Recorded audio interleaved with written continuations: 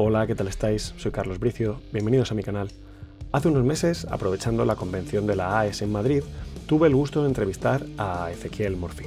Ezequiel es un ingeniero de sonido y productor musical, fundador de Titanios Studios en Buenos Aires, Argentina.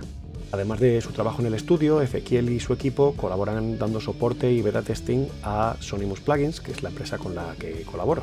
Hoy me siento con Leandro Sabino, que es el brazo de Titanios Studios en España. Leandro es un talentoso ingeniero de sonido y músico y productor asociado de Titanio Studios. Con más de una década de experiencia en mezcla, masterización y producción, Leandro aporta una perspectiva única sobre el diseño de sonido, combinando su pasión por la música con su experiencia técnica.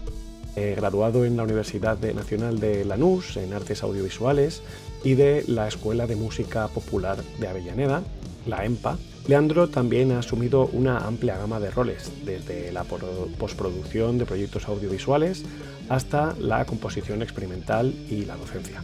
Además de su trabajo profesional, Leandro promueve el software libre y es guitarrista y compositor que explora el arte sonoro.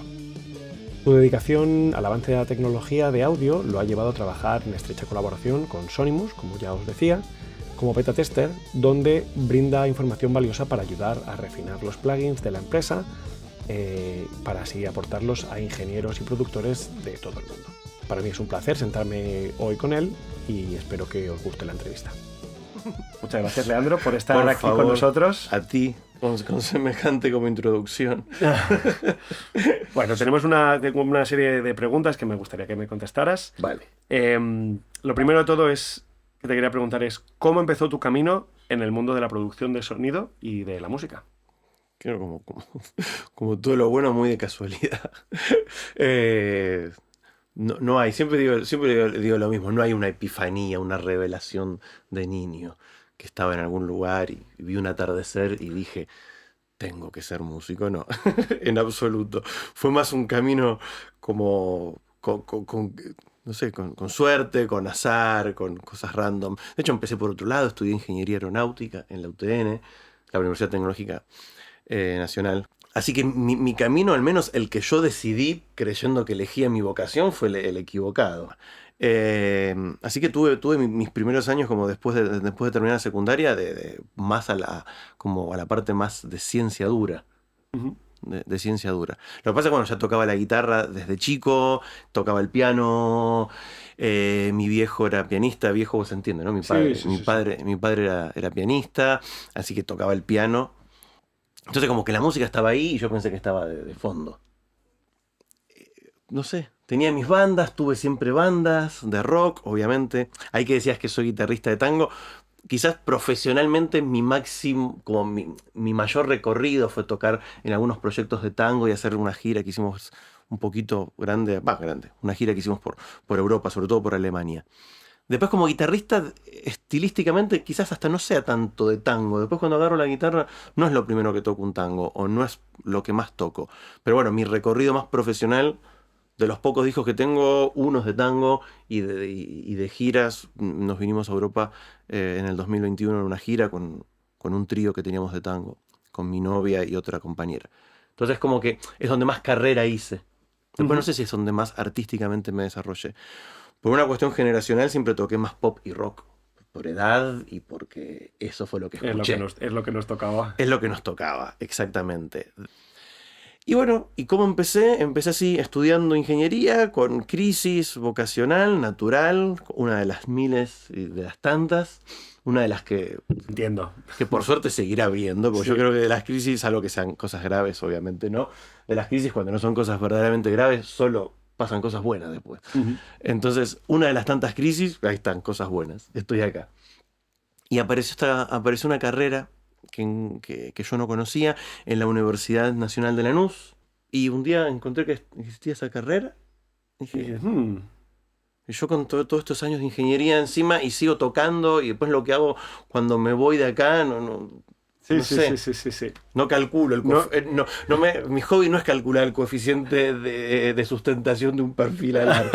Mi hobby es ir a un local de ensayo, claro, como dicen acá, y tocar. Así que ahí tuve un año medio dúo, locura, ingeniería más la licenciatura. Obviamente todo decantó hacia el otro lado después. Así que fue eso, como mi decisión vocacional fue otra de chaval, cuando dije, ¿por dónde voy? Voy por acá. Voy por acá.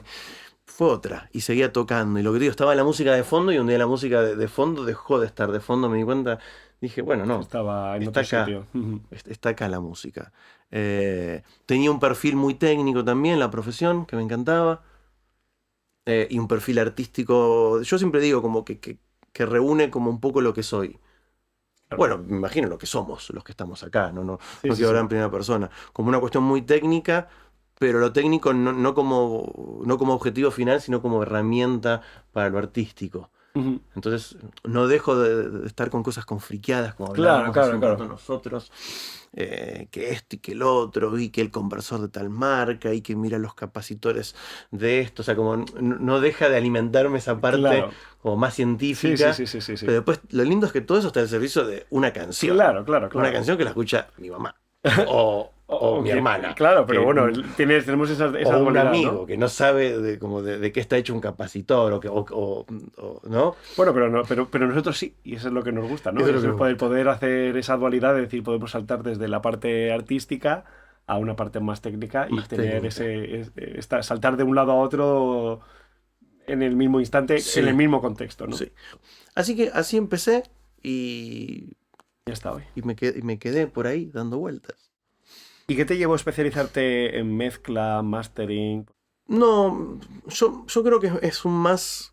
No sé si elegí puntualmente estas cosas, fue más un no de las otras, me parece. El directo no me gusta, o el vivo, como le dicen en Latinoamérica, no me gusta mucho. Hice algunos shows a modo como de pasantías cuando estudiábamos, creo, y después hice un montón de shows amigos. Y después un amigo me llama y quiere que le haga el show sin problema.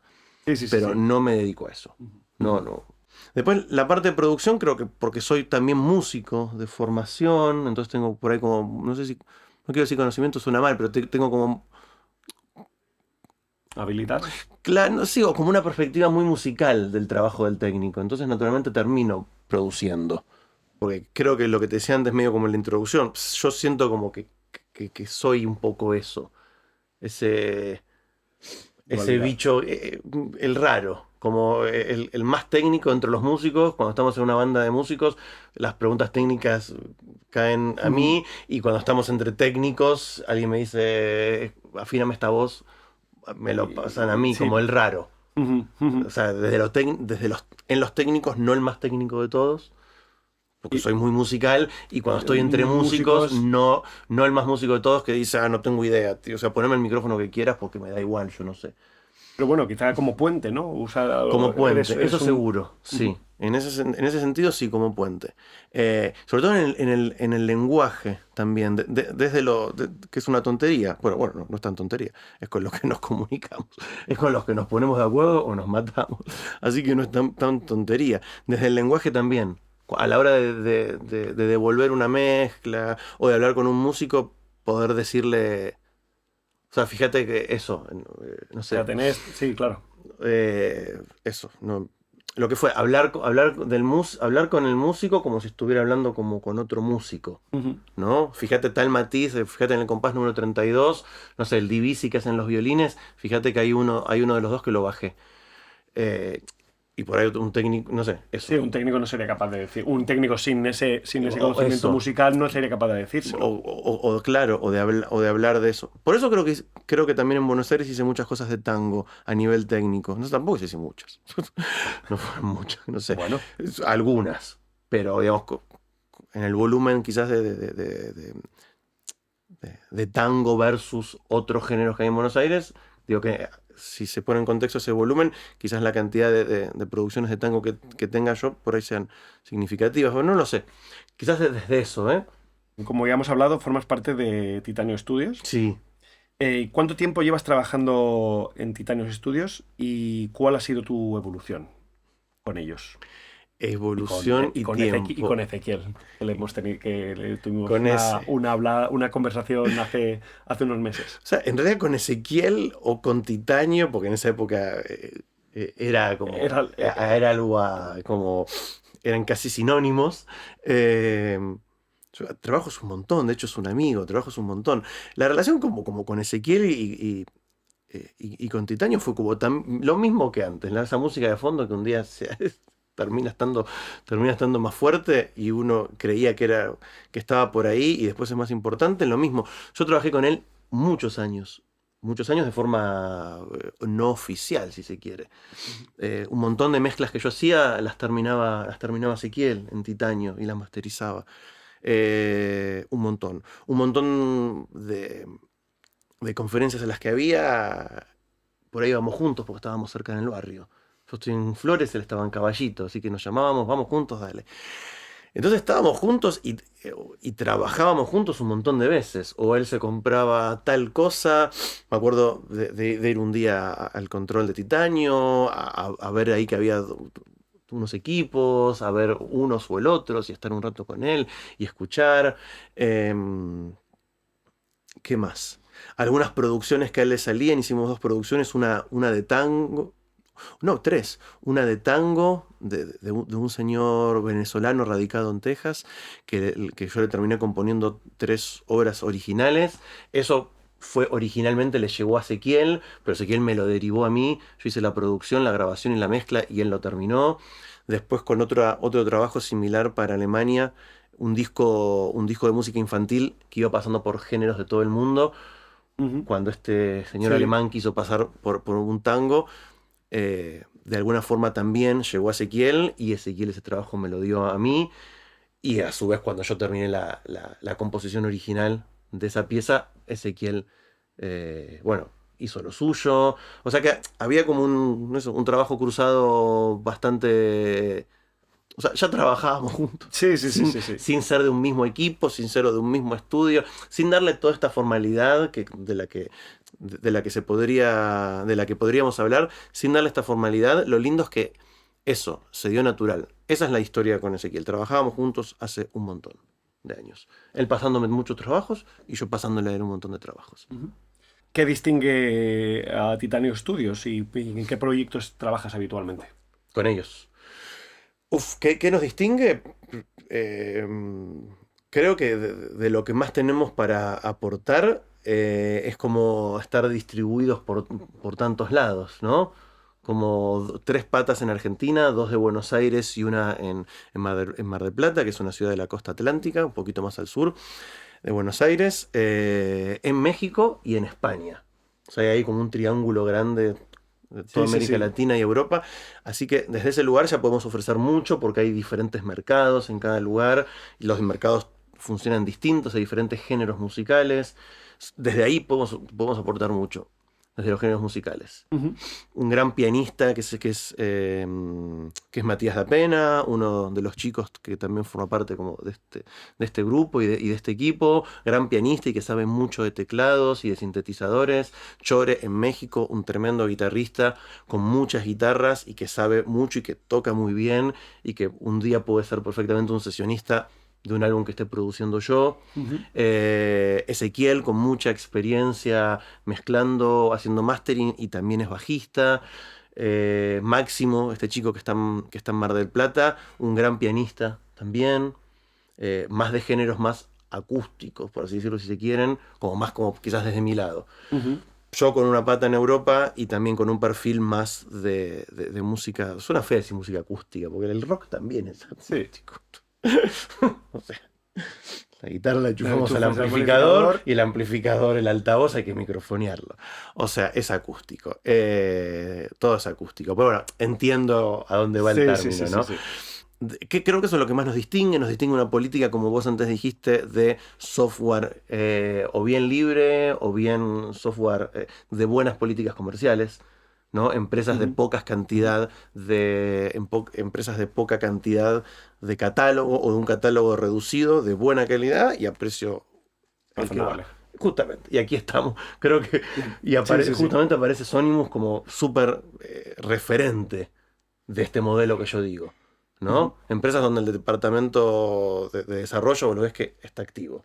Y el de marketing es el justo para, obviamente, todos queremos vender nuestras cosas. Después hay otras empresas donde anuncian con bombos y platillos todo el tiempo herramientas nuevas y son las mismas. O le cambian el UI, o sea, la interfaz de usuario, ¿no? Para que sean más bonitas. Pero después te fijas en los créditos y el algoritmo es de 2011. Hostia. Tiene 14 años este algoritmo, claro, pero claro. se ve bárbaro. Se ve bárbaro y consume de recursos de imagen, consume un montón. Y a todos nos gusta abrir un plugin y que el ordenador se ponga lento, porque automáticamente pensamos que hace bien las cosas. Claro. No, se pone lento porque está chupando una cantidad de recursos visuales, gráficos tremendos. Y el algoritmo que está de fondo, te fijas en los créditos, 2011. Entonces, también desde ahí, eso nos, más que nos diferencia, porque no me gusta diferenciarme de nadie, nos aúna a nosotros.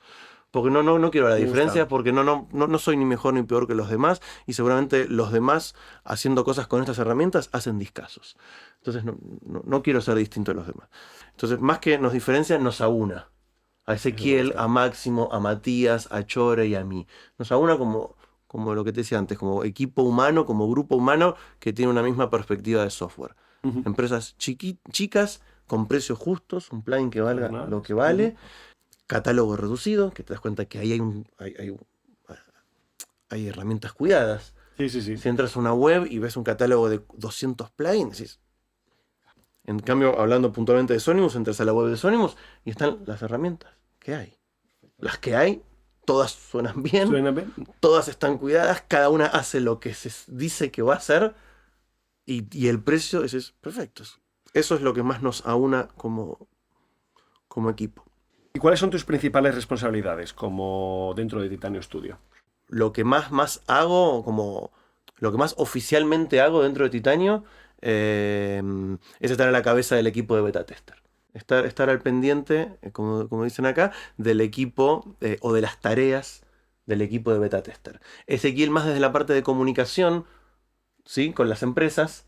Ezequiel lo comunica conmigo internamente porque a él quizás le llegan los mails por una cuestión de partnerships, o sea, le llegan a él, así que la comunicación punto a punto, cliente nosotros, la tiene Ezequiel, pero pues luego la comunicación dentro del equipo, de la parte del beta, una vez que el beta ya llegó vía Ezequiel, ya la gestionas. Lo gestiono yo. Lo subimos al Drive, tenemos una metodología, tenemos a veces un Google Sheet, como una planilla, de datos donde ponemos qué versión estamos testeando, cuándo se sale, cuál es al menos el lanzamiento comercial previsto. Sí. Entonces sabemos con cuántos días estamos, si hay alguna versión comercial ya salida, o si estamos en un beta. O sea, estoy un poco como a cargo de esa situación. Y bueno, hablando un poco ahora sobre el tema que hemos hablado, que has introducido antes, como colaborador de Sonimus, beta tester de la empresa, ¿cómo empezó esta relación? ¿Cómo empezó la relación con Sonimus y qué te atrajo de la marca? Mi relación es muy curioso. Mi relación con Sonimus hace mucho tiempo. Acá lo va a decir alguno de los dos, como de las dos cabezas de Sonimus. Él participaba en un foro en Hispasonic hace muchos años. Y yo lo conocí ahí. Y creo que con uno de sus primeros desarrollos, que era Satson, puede ser, su primera emulación de consola, como de consola, como desde lo virtual, generar esta forma como de interacción, de crosstalk y de distorsión armónica que hay en una mesa de trabajo analógica. Desde ahí, que en Hispasonic había como mucho hype, como le dicen ahora, en esa época no era hype, había como mucha actividad alrededor de esta nueva herramienta, y bueno, de ahí, o sea, una cosa como muy hace mucho tiempo, o sea, ni como usuario de Sonimus. ¿Cómo crees que los comentarios de los usuarios, o como tú, influyen en la calidad de los plugins de Sonimus? 100%.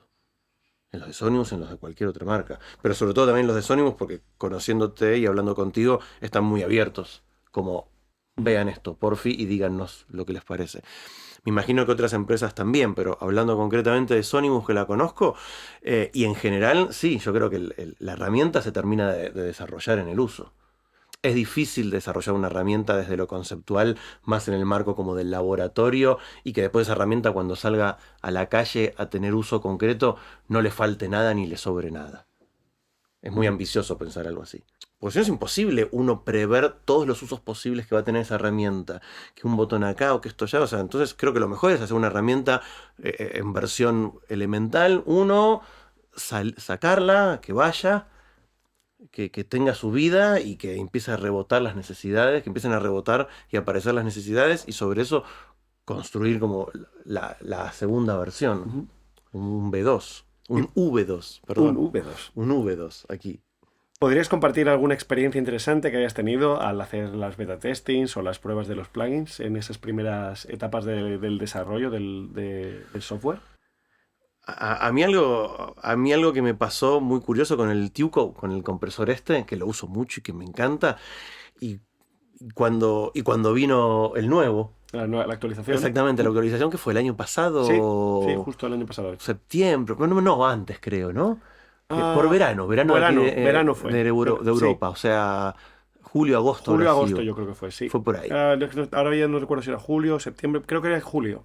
Sí, que me pasó algo muy curioso con esto, muy lindo. Dije, guay, que viene, el nuevo framework creo que era, bueno, un montón de cuestiones nuevas.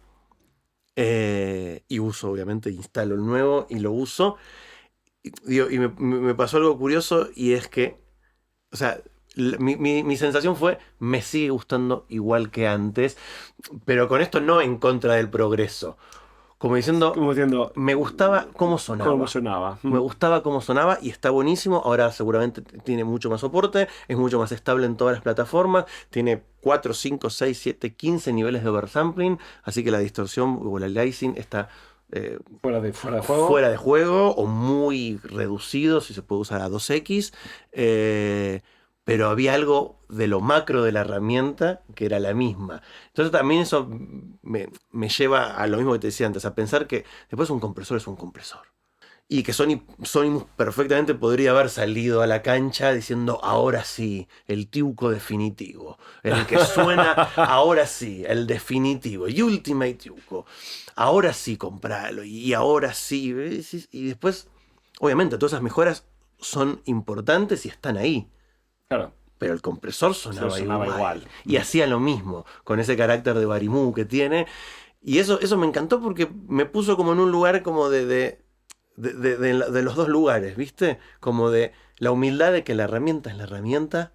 Sí. Y después, bueno, que todo el desarrollo más técnico, más freak, ¿no? Niveles de oversampling para que no haya aliasing, compatibilidad con un montón de sistemas operativos, que el framework se empieza a compartir con otros plugins de la plataforma, o sea, como que empiezan a compartir plataforma. Todo eso es súper importante y yo quiero un plugin con todo eso, sin duda.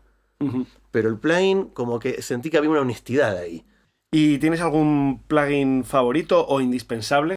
Favorito e indispensable. Y creo que es buena esa pregunta. Son categorías distintas, me parece. Ahora que me pongo a pensar. Favorito.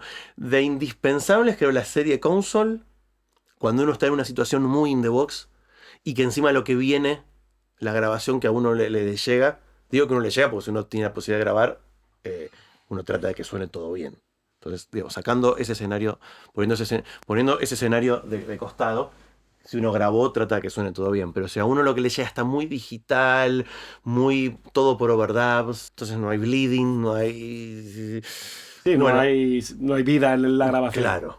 Para esas situaciones, para mí son indispensables toda la serie de console. El A-Console, el T-Console y el N-Console. Sí, yo siento que como toda esa distorsión armónica, sobre todo, más que hasta, incluso que la distorsión armónica, me atrevo a decir que el crosstalk, en esos casos. Que empieza a haber bleeding, aunque sea en términos digitales. Digitales, sí. Entonces, cuando esta guitarra, que la tengo 35 a la derecha, rebota por acá, ya no está 35 a la derecha. Claro. La siento, ahora está acá. Está por acá. Sí. Que es mucho más orgánico que cuando digo está ahí. La puedo apuntar con un láser. Sí. Eso no me gusta.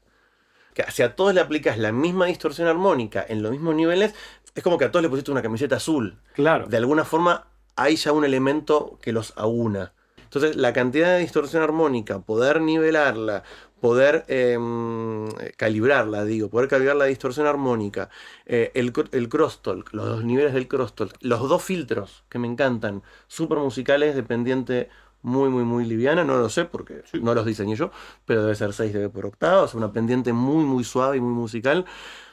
Pero está. Digamos, solo con eso, no digo que vamos a salvar una grabación hecha en pandemia, pero No, pero desde luego vas a todos poder... tienen la misma camiseta ahora. De repente, bueno, que es un gorrito, todos tienen un gorrito amarillo. Claro. Has dicho tu indispensable. ¿Y cuál es tu favorito? El favorito, el Burnet. Porque me gusta, también, o sea, dice acá estoy. Dice acá estoy todo el tiempo. De hecho, lo uso 100% en condición de ecualización aditiva. Claro. No lo uso sustractivo. Raro que quiera sacarle 2 dB en 200 Hz a una voz y coja ese. O sea, lo uso como mi esculpidor final aditivo. Entonces no hay siempre espacio suficiente para agarrar el fader y hacer así, para arriba, en una mezcla. Y cuando esos momentos sucede, a veces el ecualizador es el que hace que el instrumento dé un paso al frente, porque da un paso al frente selectivamente en alguna de las bandas de su espectro. O sea, no está toda la persona caminando adelante que se lleva puesto a otros. Es como que hay una foto y la persona hace así y saca la cabeza entre otros compañeros. Entonces, bueno, se le vio la cara. Claro. Pero no había espacio para que dé un paso al frente y se le viera el cuerpo entero. Claro. Eso el fader no te lo permite. Con el fader empujas todo para adelante o todo para atrás. Entonces, con un ecualizador, hacer eso con un ecualizador, al menos para evidenciar la potencialidad de la herramienta en ese aspecto, para mí es súper lindo. Yo tengo una voz que necesito que dé medio paso adelante y que corte en la mezcla, que se haga espacio. Y lo tienes. ¿Cuánto tiene esa banda? La de 3.6 creo que es. 3.6, un dB y medio y la voz es así. Sí, 100%. Y vos mirás el medidor de launes en el máster y no se movió ni medio en el integrado final de la canción. Me quedan solo 2 preguntas más, porque creo que además hemos cubierto algunas de las preguntas, ya me las has ido respondiendo. Y una de ellas es, ¿en qué proyectos personales estás trabajando actualmente como músico y o productor? Como músico, en muchos menos de los que quisiera, 0. Sí. Como músico. Después termino tocando en casi todas las cosas que produzco porque se me van las manos. No, y aparte porque muchas veces me contratan sabiendo que soy guitarrista, o sea, que soy guitarrista no, es demasiado, o que toco medianamente bien la guitarra. Ser guitarrista es trabajar de eso. Eso es otra cosa. Y eso yo no. Digamos, el dinero que entra a mi cuenta no es de tocar la guitarra, entonces no soy guitarrista. Pero bueno, que toco medianamente bien. Entonces muchas veces siempre hay lugar para que yo toque algo en mis proyectos. Así que como músico, lo que te digo, menos de los que quisiera. Como productor, voy a producir un nuevo, no sabemos si todavía EP o LP, o sea, no sabemos todavía la duración, pero un nuevo material, un nuevo álbum de un artista de aquí de España, de Canarias, Macaca Radiata, que yo les hice un álbum el año pasado. Y bueno, y ganaron el premio de Artista Revelación de las Canarias. Entonces, bueno, están como con un buen incentivo emocional. Les dio un buen empujón. Claro. Entonces ahora quieren hacer un segundo álbum a menos de un año de haber sacado el primero. Bueno. Pero bueno, está bien. A veces hay que aprovechar ese momento de exposición para tener otro. Quieren hacer otro. Así que estamos en eso. Estoy produciendo un proyecto en el que también toca mi novia, que es Víctor Pescador y las chicas del carburo, se llama. Bueno, y tienen un formato hermosísimo, voz y guitarra, el chico que canta, y 2 violines y percusión. Una percusión así como muy lúdica, medio casi yo la pienso como melódica, más que rítmica. Como esa gente es una chica que concibe la percusión casi como una línea melódica, aunque después no tenga altura tonal lo que toca, no importa. Sí, pero... Lo que está haciendo tiene más carácter melódico que de sostén rítmico. Aunque encima también sostiene rítmicamente muy bien, María. Es una genia. Así que les produje una grabación tipo 3 videoclips, la parte de audio, grabados en vivo, y después grabamos el show que hicimos a continuación en ese mismo lugar, y que ojalá posiblemente ese show también lo termine mezclando y salga a Spotify. Y voy a empezar a mezclar un single de un chico de Argentina que yo le produje y le mezclé un EP a fin de año pasado. Quiero hacer un single más porque salió lindo. Y también solo mezclando algunas canciones que está produciendo un amigo mío, Abril Sosa, que es un baterista, bueno, bastante Sí. conocido de una banda bastante emblemática como de rock nacional de Catupecu Machu. Abril está viviendo aquí en Madrid y bueno, estamos como trabajando en equipo hace bastante tiempo, ya hace un tiempo, y bueno, y ahí él va a producir ahora otro single más y lo voy a mezclar yo. Así que esas son como mis Bueno, cosas por el momento. no está nada mal. Un álbum y 4 singles. No está nada mal. No está nada mal. Y como última pregunta, y ya con esto terminamos, ¿qué consejo le darías a los recién llegados al mundo del audio y de la producción y que quieran construir una carrera de ello? De ello, ¿qué consejo? Yo creo que una de las mejores cosas que pueden hacer es que sean asistentes en un estudio. 3, 4 años. 1, no sé lo que puedan. Si algún día pasan a ser técnicos del estudio y poder comandar una sesión, guay, perfecto. Por ahí a ellos no les interesa profesionalmente porque como el perfil de los chavales es muy distinto ahora. Uh-huh. Quieren producir en su ordenador, en el cuarto de sus padres, con Ableton. Y está buenísimo, ¿eh? Pero creo que la perspectiva de estar en un estudio grande y ver al músico tocar ahí y de trabajar con equipos de buena calidad, yo creo que es indispensable. Y después son, creo, los que no caen en este último plugin, el Ultima, y bajátelo, sí. Y si no tenés plata, craquealo. O sea, son los que no caen ahí, porque están en contacto constante con el material profesional todos los días. Uh-huh. Y saben que eso es un truco de mercado. Yo creo que trabajar en un estudio, en la medida que se la pueda grande, como de flujo de buenos artistas y de buenas artistas, yo creo que es indispensable. Por eso digo, por tener contacto cotidiano con equipos de calidad y con músicos y música de calidad. Bueno, la música de calidad es un terreno delicado, no lo quiero decir. Pero con músicos profesionales, que eso tampoco no los hace ni buenos ni malos. No. Profesionales, gente que vive de eso y que toca todos los días. Entonces, que vayan a un estudio también, creo que eso es algo de las cosas que pueden hacer. Les recomiendo eso, que puedan ser asistentes en un estudio. Que estudien, cada uno en la medida que pueda, porque eso también es costoso, entonces es difícil recomendar algo que conlleva gastos, qué sé yo, a mí me da calor decirle estudie, pero estudiar es costoso. Entonces en la medida que cada uno pueda, que estudie y que no crean la publicidad tanto, que no crean esos vídeos de YouTube de 10 minutos que van a hacer que tus voces suenen a pro. A Beyoncé. A Beyoncé, o la palabra pro. La palabra, no, qué sé yo, no. Eso. Y que es algo muy artesanal, como que lo hagan con cariño y con tiempo. Y otra cosa que les puedo recomendar, perdón, me dijiste 2 o 3 cosas y voy a hacer la quinta ya. Bueno. Es que escuchen la música. Que desde nuestro lugar es muy difícil como técnicos a veces estar escuchando la música. Es muy difícil. Estamos escuchando la resonancia de la voz en 200 Hz porque se grabó en una sala cuadrada y ahí había 100%. Un modo. Y está buenísimo eso, ¿eh? Porque después el que escucha eso se lo quita y mejora. Pero si la canción no está sonando, nadie va a decir, qué linda música, le quitaron 200 Hz a la canción, cómo me encanta. O sea, si no te conectás con la canción, no. Digamos, eso, escuchar la canción. Eso, 100%. Escuchar la canción y saber que también que una buena técnica no va a salvar una mala canción. Y que al revés, tenemos la capacidad de cargarnos una canción si hacemos mal nuestro trabajo. O sea, en el mejor de los... El respeto, volviendo un poco en el punto anterior también, respeto, ¿no? Respeto a la gente que le ha dedicado tiempo a su canción y respeto a la canción... A la música. Sí, a la música. A la música. Que ahí lo que está pasando es música y que todo tiene que ser en pro de que la música suene.